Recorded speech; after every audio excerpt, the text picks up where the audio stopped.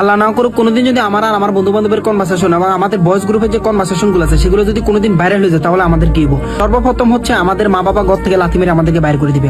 সমাজ থেকে আমরা যে পরিমাণ বহিষ্কার এবং বিতাড়িত শিকার হবো সেটা আলাদাভাবে রাষ্ট্রীয়ভাবে আমাদেরকে বয় করে ডাক দেওয়া হবে। আমার নোটস ভাইরাল হয়ে যায় কোনো সমস্যা নাই, কিন্তু আমার বন্ধু বান্ধবের সাথে আমাদের কথাবার্তা সেই কনভারসেশন যাতে কোনোদিন ভাইরাল না হয়।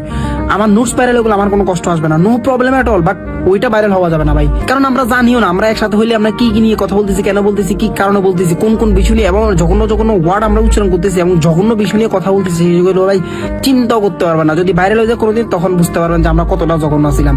দুর্নীতি থাকা অবস্থা জাহান্নামে ট্যাগ লাগাইবো আমাদের পিছনে। তার মানে এই না যে আমরা খারাপ মানুষ। We are very pure hearted, kind, beautiful, respectful people. আমরা যাই করি, কেন করি, কি জন্য করি, কি কারণে করি আমরা কিছু নিজেরাও জানি না।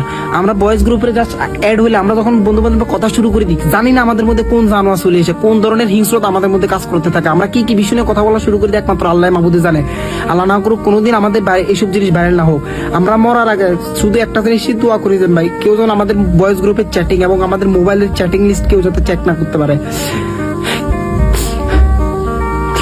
কিভাবে ডিলিট করবো এগুলো আমরা?